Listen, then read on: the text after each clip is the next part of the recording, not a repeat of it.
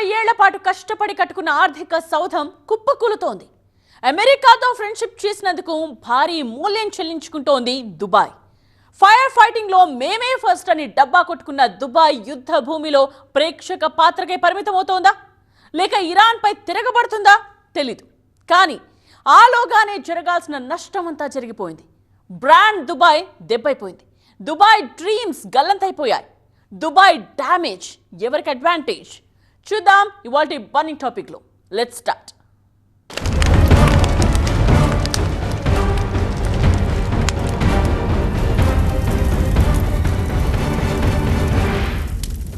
దుబాయ్లో మిసైళ్ల చెప్పుళ్లకు, మొయినాబాద్ ఫామ్ హౌస్ లో తుపాకీ పేలుళ్లకు ఒక ఇంట్రెస్టింగ్ లింక్ ఉంది. గమనించారా? ఒక సిట్టింగ్ ఎంపీని, మరో మాజీ ఎమ్మెల్యేని రెడ్ హ్యాండెడ్ గా పట్టించిన ఈ కేసులో డ్రగ్స్ వాడకం ఒక్కటే కాదు, భారీ సెటిల్మెంట్ కూడా జరిగినట్టు పసిగట్టింది సెట్. ఎస్, దుబాయ్లో తాము పెట్టిన ఇన్వెస్ట్మెంట్స్ కు, కూడబెట్టిన ఆస్తులకు సంబంధించిన వ్యవహారంలోనే ఇక్కడ వీఐపీలు ములాఖత్ అయ్యారట. యుద్ధానికి ముందు దుబాయ్లో కేదార్ అనే ప్రాపర్టీ బ్రోకర్ అనుమానాస్పదంగా చనిపోయాడు. యుద్ధం తరువాత అదే దుబాయ్లో తమ ఆస్తుల గత్తేంటని నిలదీయడానికి సిండికేట్ అంతా ఫామ్ హౌస్లో సిట్టింగ్ వేసిందట. తరువాత ఆ మీటింగ్ కాస్త బూమరాంగ్ అయింది. అది వేరే విషయం.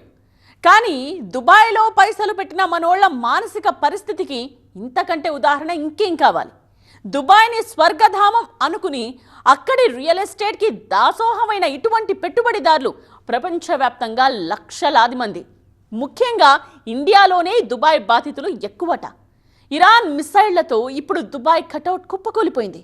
మరి అక్కడ పైసలు పెట్టిన వాళ్ళ ఆశలన్నీ బూడిదైనట్టేనా? పశ్చిమాసియాలో అగ్గిపుల్ల గీసి యుద్ధాన్ని రాజేసిన అమెరికా ఇజ్రాయెల్తో పాటు మిత్రదేశాలతో కలిసి ఇరాన్పై విరుచుకుపడుతూనే ఉంది. అమెరికా ఆకలి ఖరీదెంతో ఇంకా లెక్క తేలలేదు. నిండా మునిగా మాకేంటి నొప్పి, ఎందాకైనా తెగిస్తాం అంటున్న ఇరాన్ కడుపు కోతకి లెక్కే లేదు. మాట్లాడుకోవడాలేవు, ఇక పోట్లాడుకోవడాలే అని తేల్చేసిన ఖమేనీ వారసరత్నం పోగొట్టుకోవడానికి ఇంకేమీ లేదన్న తెగింపుతో మనకు వారే శరణ్యం అంటున్నాడు. మిడిల్ ఈస్ట్ లో, ముఖ్యంగా గల్ఫ్ దేశాల్లో, అంతకంటే ముఖ్యంగా దుబాయ్ రీజియన్ లో యుద్ధ తీవ్రత నశాలానికంటింది. యుద్ధం రూపు మార్చుకుని ఆయుధాగారాల మీద నుంచి ఆర్థిక మూలాల వైపు టర్న్ తీసుకుంది. చమురు కేంద్రాల్ని బుగ్గి చేయడమే లక్ష్యంగా కదులుతున్నాయి వైరిపక్షాలు. భవిష్యత్తు కళ్ల ముందు కనిపించడంతో ఆయిల్ అండ్ నేచురల్ గ్యాస్ మీదకి క్షిపణుల్ని సంధించబోమని ప్రకటించిన అమెరికా మాట మీద నిలబడుతుందన్న నమ్మకం లేదు. ఇటు సహచర ఇస్లామిక్ కంట్రీస్ ని గాయపరచబోమన్న ఇరాన్ కూడా విశ్వాసం కోల్పోయింది. తిరగబడ్డం ఎలాగో మాకు తెలుసని ఇరాన్ ని ఓపెన్ గా హెచ్చరించింది సౌదీ అరేబియా. సో గల్ఫ్ నేలపై హోరా నెక్స్ట్ లెవెల్ కి చేరడం పక్కా. ఇప్పటికే జరిగిన డ్యామేజ్ ని చూసుకుని బావురుమంటున్న దుబాయ్ ఇకపై జరగబోయే నష్టాన్ని తలుచుకుని కుమిలిపోతోంది. Sharjah, Bahrain, Kuwait, Iraq, Qatar, Saudi దేశాల్లో అమెరికా స్థావరాలే కాదు, వాటికి బోనస్ గా జనావాసాలు కూడా బగ్గుమంటున్నాయి. ఇరాన్ కడుపు మంటకు సమిధులుగా మారుతున్నాయి. అమెరికాతో స్నేహం చేసిన పాపానికి భారీ మూల్యం చెల్లించుకుంటోంది దుబాయ్. నడినెత్తి మీద కురుస్తున్న బాంబుల వర్షంతో గల్ఫ్ దేశాల్లో ప్రాణభయం గొంతు దిగి గుండెల దాకా చేరుకుంది. రోడ్ల మీద బితుకుమంటూ బతుకుతున్నారు జనం. మధ్యప్రాచ్యంలో అంటుకున్న ఈ యుద్ధ వ్యాధి దుబాయ్ చావుకొచ్చిందా? మృతుల సంఖ్య తక్కువే అయినా జరిగిన విధ్వంసం మాత్రం మాటలకి అందనంత. ఇప్పటికీ 150 మందికి పైగా ఆసుపత్రిలో మృత్యువుతో పోరాడుతున్నారు.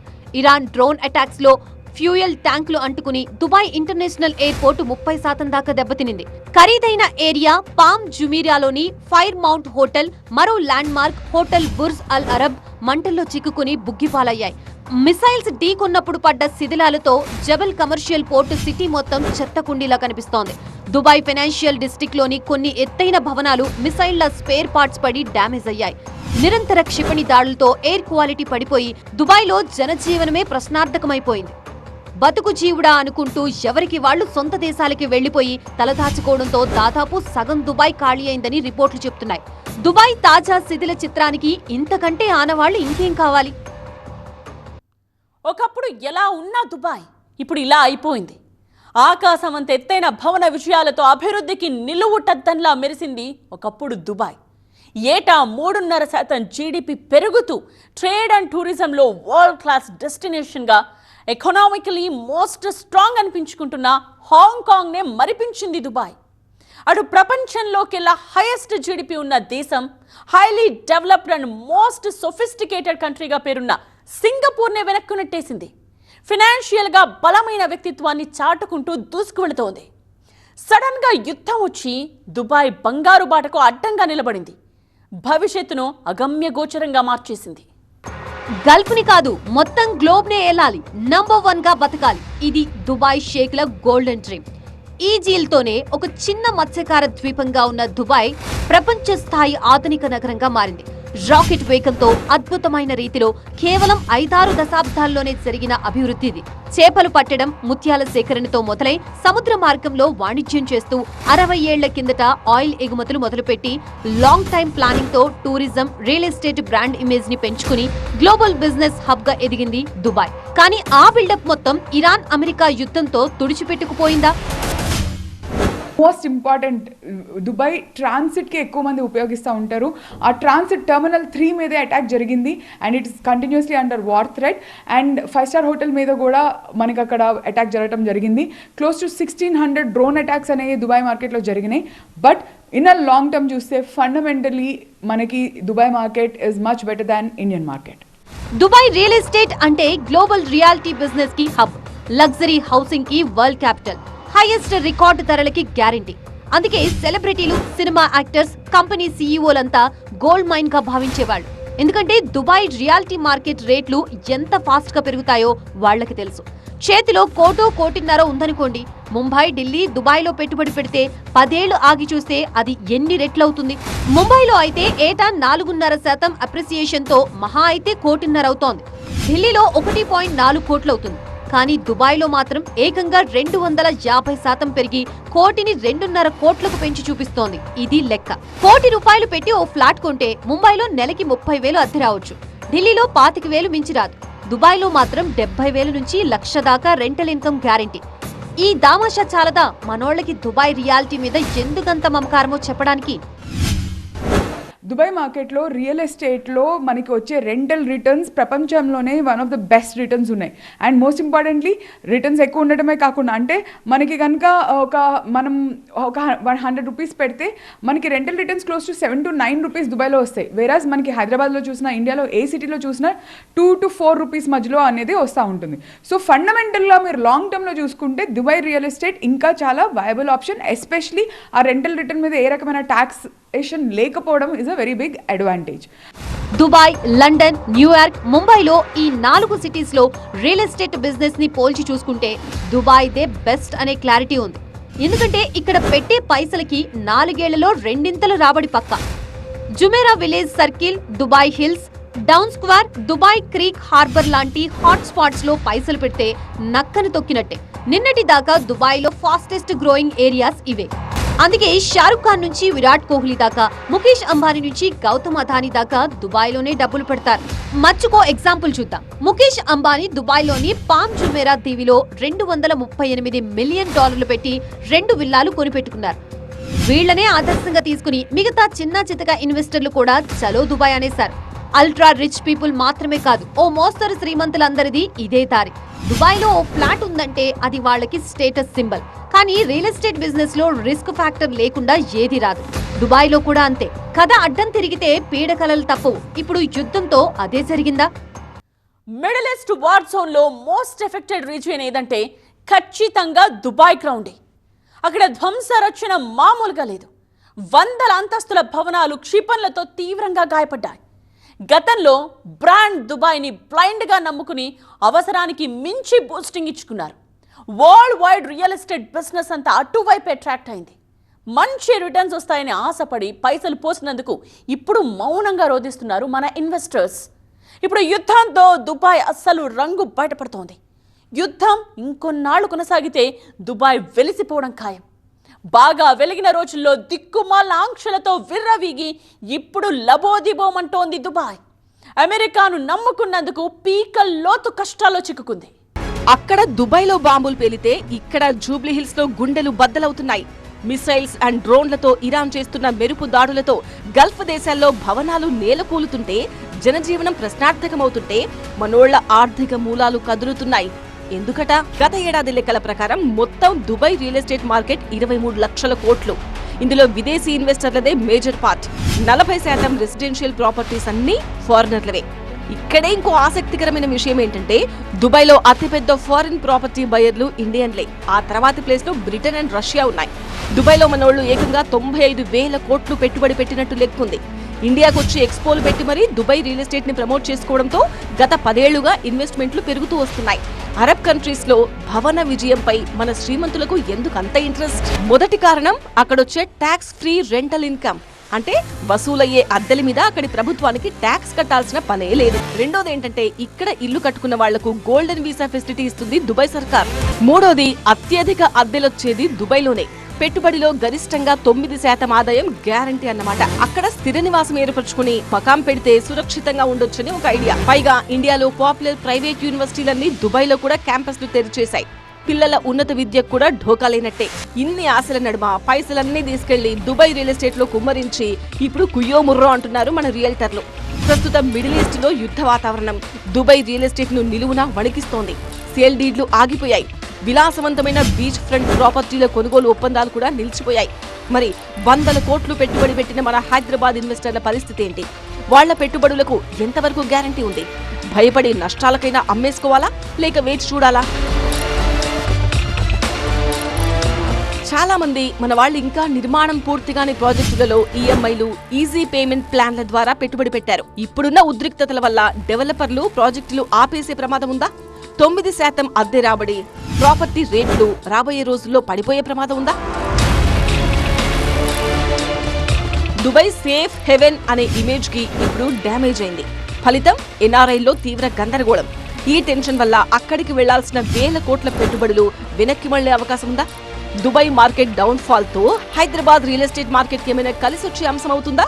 ఇవి కొత్త ఆశలు. కానీ గతంలో 1990 Gulf war, 9/11 attacks, Arab spring, Covid సందర్భాల్లో సంక్షోభాలను ఎదుర్కొని గట్టిగా నిలబడింది దుబాయ్. ఇప్పుడు కూడా మార్కెట్ ఫండమెంటల్స్ బలంగా ఉన్నాయి. నెగటివ్ సెంటిమెంట్ తాత్కాలికమేనని కొందరు డెవలపర్లు ధైర్యంగా చెప్తున్నారు. కానీ ఇప్పటికే దుబాయ్ కి ప్రత్యామ్నాయంపై ముంబై, బెంగళూరు, గిఫ్ట్ సిటీ లాంటి ఇండియన్ సిటీస్ పై ఫోకస్ పెరిగింది. United Arab Emirates, Abu Dhabi capital గా 7 చిన్న రాజ్యాల కలయిక.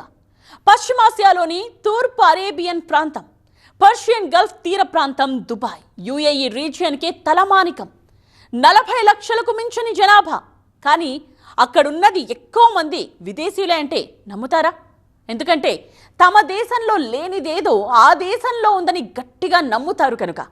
కూలి పను, డ్రైవర్ కొలువు, వంట మనిషిగాను 4 పైసలు సంపాదించుకుందామని పొట్ట చేత పట్టుకుని దుబాయ్ ఫ్లైట్ ఎక్కేవాళ్లు మన రాయలసీమ, దక్షిణ కోస్తా జిల్లాల్లో అనేక మంది. వీళ్ళందరి బతుకులపై క్వశ్చన్ మార్క్స్ పడ్డాయి. కానీ వీళ్లకంటే తీవ్రమైన బాధ ఇంకొకరిది, రియల్ ఎస్టేట్ బిజినెస్ వాళ్ళది. అందుకే వాట్ నెక్స్ట్ అని వెతుక్కుంటున్నారు. మళ్ళీ బ్యాక్ టు బేసిక్స్ అంటున్నారు. ఇండియా వైపే ఆశగా చూస్తున్నారు. ప్రపంచంలోకెల్లా అత్యంత భద్రతున్న దేశమని, కాస్మోపాలిటన్ లైఫ్ బాగుంటుందని, ట్యాక్స్ ఫ్రెండ్లీ ప్రభుత్వమని, ఇలా రకరకాల కారణాలతో అక్కడే ఫ్యామిలీకి మకాం పెట్టి అక్కడే పిల్లలను చదివిస్తున్న మన తెలుగు వాళ్ళు కూడా లక్షల మంది. ఇరాన్ దాడుల తర్వాత వాళ్ళ ఆలోచన పూర్తిగా మారిపోయింది. 100% పీస్ కి గ్యారంటీ ఉన్న దుబాయ్ ఇప్పుడు ఆ క్రెడిట్ కు దూరమైందా? శాంతికి స్వర్గధామం అన్న పేరును చేతులారా తుడిచేసుకుంది. కేవలం అమెరికన్ స్థావరాలనే కాకుండా అరబ్ లో జనావాసాల్ని కూడా ఛిద్రం చేస్తుంది ఇరాన్. సో యుఏఈ కూడా నాట్ సేఫ్ అన్నమాట. నేరుగా ఏ దేశంతోనూ కయ్యానికి దిగిన చరిత్రే లేని దుబాయ్ లాంటి పసికూనను కూడా ఆగమాగం చేస్తుంది వెస్ట్ ఏసియా వార్ జోన్. ఈ గాయం నుంచి కోలుకోవాలంటే కనీసం 10 ఏళ్లైనా పడుతుందట. ఇరాన్ మీద అమెరికా దాడి అన్నది ప్రపంచ రాజకీయాల్లోనే కాకుండా గల్ఫ్ దేశాలకు తరలి పెట్టుబడులు, అక్కడ జరిగే వ్యాపారాల విషయంలో కూడా ఒక గేమ్ చేంజర్గా మారబోతున్నాయి అనేది మటుకు స్పష్టంగా కనిపిస్తుంది. 1970లో 1970స్లో మొదటిసారిగా ఈ పెట్రోల్ డాలర్ అనేది ఎలా ఉంటుంది, ఈ చిన్న చిన్న దేశాలు ప్రపంచాన్ని ఒకసారి ప్రకంపనానికి గురి చేసాయి. కానీ ఇప్పుడు జరుగుతున్నది దానికి రివర్స్. రాజకీయ కారణాల వల్ల పెట్రో ఆధిపత్యాన్ని ఒక్కసారిగా చెదరగొట్టవచ్చు, చెదిరిపోతుంది అనేటటువంటి ప్రమాదము, హెచ్చరిక కూడా ఇప్పుడు కనిపిస్తుంది. ఇండియా, అమెరికా, ఐరోపా దేశాల్లో స్థిరపడ్డ తెలుగు ఎన్ఆర్ఐలు దుబాయ్ రియల్ ఎస్టేట్ రంగంలో భారీగా పెట్టుబడులు పెట్టారు. తెలుగు రాష్ట్రాలకు చెందిన మీడియేటర్లే 200 మందికి పైగా ఉన్నారు. మన దేశంలోలా దుబాయ్లో అంత ఈజీగా హోమ్ లోన్ దొరకదు. దుబాయ్ ప్రాపర్టీకి సంబంధించి ఇండియన్లకు రుణం ఇవ్వకూడదని అక్కడి ఇమిగ్రెంట్ చట్టాలు ఒట్టేసుకున్నాయి. అంటే మనోళ్లు పెట్టిన పైసలన్నీ మాయాబైనట్టేనా? యుద్ధం కారణంగా దుబాయ్లో ఇప్పటికే రియల్ ఎస్టేట్ నేలచూపులు చూస్తోంది. అమ్మకాలు కొనుగోళ్లు భారీగా తగ్గడంతో దిగ్గజ కంపెనీ ఎంఆర్ షేర్ల ధరలు 35% పడిపోయాయి. ఉన్నదంతా పోసి ప్లాట్లు కమర్షియల్ ప్లేస్లు కొన్న వాళ్లకు ఈడకాలేనా? 3 to 6 months ఆ 6 to 1 year పీరియడ్లో మనకి హ్యాండ్ ఓవర్ వచ్చే వాటికి కొంతవరకు రిస్క్ ఉంటుంది. అంతకు మించి బియాండ్ 12 months వచ్చే వాటికి నాకు తెలిసినంత వరకు ఎక్కువ ఇంపాక్ట్ ఉండకపోవచ్చు, అంత రిస్క్ లేదని నేను అనుకుంటున్నాను. మీరు పెట్టిన ఇన్వెస్ట్మెంట్స్ కనుక మంచి ప్రీమియం బిల్డర్స్ లేదా పెద్ద బిల్డర్స్, పెద్ద డెవలపర్స్ వాళ్ళ యూనిట్స్లో పెడితే కనుక మీకు డెఫినెట్గా కొంత రిస్క్ అనేది తక్కువగా ఉంటుంది. వాళ్ళకి వాళ్ళ ఓన్ రిసోర్సెస్, ఫండింగ్ అవన్నీ ఉంటాయి కాబట్టి వాళ్ళు ఆ ప్రాజెక్ట్ని కంప్లీట్ చేయడానికి అవకాశం ఎక్కువగా ఉంది. హైదరాబాద్ లోని స్టార్ హోటల్స్ లో ప్రాపర్టీ షోలు పెట్టి దుబాయ్ బ్రాండ్ ని ప్రమోట్ చేసి ఇక్కడి ఇన్వెస్టర్లను అట్రాక్ట్ చేసింది అక్కడి ప్రభుత్వం. మన బిల్డర్లు కూడా దుబాయ్ మార్కెట్ లోకి ఎంట్రీ ఇచ్చి అదృష్టాన్ని పరీక్షించుకుని సక్సెస్ అయ్యారు. ఇప్పుడు బ్రాండ్ దుబాయ్ కి అతిపెద్ద డ్యామేజ్. యుద్ధం మొదలైన ఫస్ట్ వీక్ లోనే లావాదేవీలు సగానికి సగం తగ్గిపోయాయి. ఈ పరిస్థితుల్లో దుబాయ్ కి ఆల్టర్నేటివ్ ఏంటి? తమ పెట్టుబడికి గ్యారంటీ ఇచ్చే సిటీస్ ఎక్కడా అని ఇండియా మీద ఫోకస్ చేశారు. సరిగ్గా ఈ గ్యాప్ లోనే ఐటీ, ఫార్మా రంగాలు బలంగా ఉన్న హైదరాబాద్ లాంటి మార్కెట్లపై హోప్ కనిపిస్తోందా? దుబాయ్ మార్కెట్ పడిపోవడం వల్ల హైదరాబాద్లో రియల్ ఎస్టేట్ మార్కెట్ ఇంప్రూవ్ అయిందా అంటే ఖచ్చితంగా ఇంప్రూవ్ అయిందని చెప్పాలి. బికాస్ లాస్ట్ 1.5 yearలో మనం చూసిన స్లంప్ ఈ లాస్ట్ 1 monthలో కంప్లీట్గా ఎరేజ్ అయింది. ఎప్పుడైతే వార్ స్టార్ట్ అయిందో అప్పటి నుంచి హైదరాబాద్ రియల్ ఎస్టేట్ మార్కెట్లో ఎంక్వైరీస్ విపరీతంగా పెరిగినాయి. అండ్ యూనో పర్చేసెస్ కూడా అవుతున్నాయి, ఈవెన్ అగ్రిమెంట్స్ కూడా చాలా ఫాస్ట్గా అవుతున్నాయి. మనకైతే చాలా పాజిటివ్గా ఉంది మార్కెట్. అండ్ ఆల్సో వరల్డ్ ప్రపంచానికి తెలిసింది ఏంటి అంటే India is the safest zone right now. So దుబాయ్లో ఆగిపోయిన లేదా ఆగిపోబోతున్న పెట్టుబడులు హైదరాబాద్ లోని అల్ట్రా లగ్జరీ అపార్ట్మెంట్లు, విల్లాల వైపు మళ్లే అవకాశం ఖచ్చితంగా ఉంది. సో ఇది భాగ్యనగరానికి మంచి అవకాశం. దుబాయ్ డ్యామేజ్ నుంచి మనం అడ్వాంటేజ్ తీసుకోవచ్చు. 6 నెలల్లో హైదరాబాద్ రియల్ ఎస్టేట్ పై దుబాయ్ ఇంపాక్ట్ చూపించొచ్చని మన బిల్డర్లలో ఒక ఆశా కిరణం మినుకుమంటోంది. తెలంగాణ రియల్ ఎస్టేట్ సంఘాలు దుబాయ్లో పరిస్థితిని ఎప్పటికప్పుడు అంచనా వేస్తున్నాయి. స్లంప్లో ఉన్న హైదరాబాద్ రియాలిటీ రంగం కూడా ఆశగా చూస్తోంది. ఇదే వాటి బర్నింగ్ టాపిక్. మరో టాపిక్తో మళ్ళీ కలుద్దాం. నేత్ర.